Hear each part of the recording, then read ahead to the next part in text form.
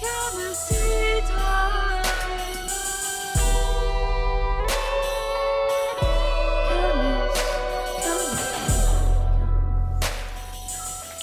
Hello and welcome back to Chemistry Time. Today's discussion, we will be delving into aqueous solutions and begin talking about electrolytes, rules for solubility, and net ionic equations. To begin this conversation, we need to first define a few terms. A solution is a homogeneous mixture that contains two or more substances that can be gaseous, solid, or liquid. In a solution, you can typically have a component that is present in a higher concentration, and this is called the solvent, whereas the substance that is present in a smaller amount is a solute. As an example, if you had a glass of water and you added a spoonful of sugar, the solvent is the water and the solute is the sugar. Electrolytes are substances that dissolve in water to conduct electricity. In contrast, a solution that does not conduct electricity is a non-electrolyte. In order for an aqueous solution to conduct electricity, it must dissociate into ions, which occurs when an ionic compound breaks into its constituent ions. For example, if you have two glasses of water and you add a spoonful of sugar to one and salt to the other, the sugar molecule dissolves but remains intact, whereas with salt, it dissociates into sodium and chloride ions, respectively. The free ions allow for the flow of electricity, and sodium chloride is an electrolyte, whereas sugar is not. Water-soluble molecular compounds such as sugar are non-electrolytes with the exception of acids and molecular bases, which are electrolytes. For example, two molecular compounds that are electrolytes are hydrochloric acid and ammonia, which is a base. A base is a compound that produces the hydroxide ions in solution by ionizing a water molecule. Another definition for acids and bases is using the Bronsted-Lowry definition, which states a Bronsted acid is a proton donor. In this case, that refers to a hydrogen that lost its electrons, and a Bronsted base is a proton acceptor. Electrolytes are classified as either a weak or strong electrolyte. A weak electrolyte is a species that does not dissociate completely in solution, whereas a strong electrolyte completely dissociates into its constituent ions. All water-soluble ionic compounds are considered to be strong electrolytes. An example of some molecular compounds that are strong electrolytes include hydrochloric acid, hydrobromic acid, hydriodic acid, nitric acid, chloric acid, perchloric acid, and sulfuric acid. Molecular compounds apart from strong acids comprise of mainly weak electrolytes. We use double equilibrium arrows to denote a reaction that does not go to completion and is in a state of a dynamic equilibrium. This means the forward and reverse reaction are happening, but there is no net change because they are occurring at the same rate. When trying to determine if a water-soluble component is a weak or strong electrolyte, try answering the following questions to help you identify which it is. First, is the water-soluble compound ionic or molecular? If it is ionic, it is a strong electrolyte. If it is molecular, then you need to determine if it is an acid, base, or neither. If it is a base, then the compound is a weak electrolyte. If it is an acid, refer to the list of strong acids I mentioned earlier. If it is not one of those, then the compound is a weak electrolyte.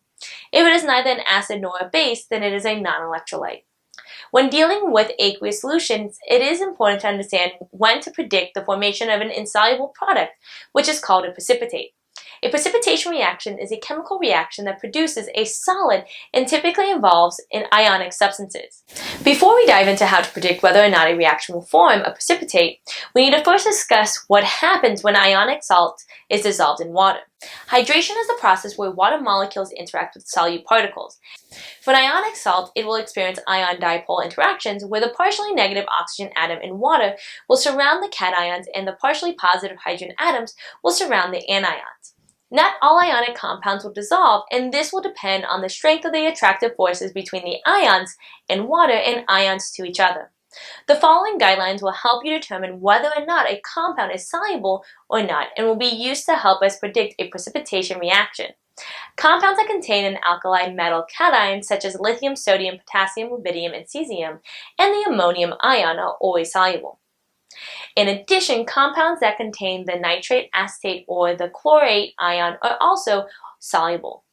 Compounds that contain the chloride, bromide, or iodide ion are typically soluble with the exception that if they contain silver 1, mercury 2, or lead 2, then they are insoluble. Similarly, if a compound contains a sulfate ion, it is typically soluble with the exception that if it contains silver 1, mercury 2, lead 2, calcium ion, strontium ion, or barium ion, then it is insoluble. Compounds that are always insoluble unless they contain a cation from the first solubility rule are the carbonate ion, phosphate ion, chromate ion, sulfide ion, or the hydroxide ion. Hydroxide has an additional exception when it is soluble if it contains a cation barium. We can now use these guidelines to predict a reaction. Before we do a few problems on predicting if a precipitate will form, we must first go over a few different types of equations. We have a molecular equation, which is the chemical equation that has all of the compounds represented by their chemical formula. For example, the reaction of 1 mole of aqueous lead 2 nitrate and 2 moles of aqueous sodium iodide to form 2 moles of aqueous sodium nitrate and 1 mole of solid lead 2 iodide. This is a precipitation reaction because a solid precipitate was formed. We can then write this ionic equation, which represents compounds as soluble ions in solution or insoluble. In order to do this, it is important to use the guidelines we stated to identify each species as soluble by denoting with Aq or a solid, liquid, or gas depending on the product. We can write this molecular equation as 1 mole of aqueous lead 2 plus 2 moles of aqueous nitrate ions plus 2 moles of aqueous sodium and 2 moles of aqueous iodide ions, which forms 2 moles of aqueous sodium and 2 moles of aqueous nitrate ions and 1 mole of solid lead 2 iodide. From here, we can simplify this equation further to a net ionic equation. In order to do so, you need to identify the spectator ions, which are ions that do not participate in the formation of a solid, liquid, or gas, and for this example, that would be the sodium and nitrate ions. You then simplify the equation to only represent ions and include species that are involved in the reaction, and this is our net ionic equation, which would be 1 mole of aqueous lead 2 reacts with 2 moles of aqueous iodine to form 1 mole of lead 2 iodine. Whenever you write a molecular ionic or net equation, make sure it's always balanced.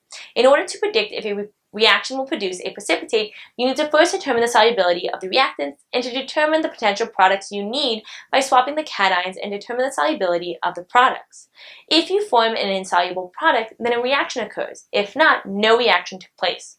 Let's try the following example to determine if a solid will form when sodium sulfate reacts with barium hydroxide. Step 1, determine the solubility of each compound and write the states of matter. Both of these compounds are aqueous. Next, we need to form our potential products by swapping our cations to form sodium hydroxide and barium sulfate. We yet again predict the solubilities of these compounds by using the guidelines, and we find that sodium hydroxide is aqueous and barium sulfate is insoluble. Finally, we balance the chemical equation. In today's discussion, we covered some terminology regarding solutions, we looked at electrolytes and some rules for solubility, along with how to write a net ionic equation for reaction. Thank you for joining me and have a wonderful day. Thank you.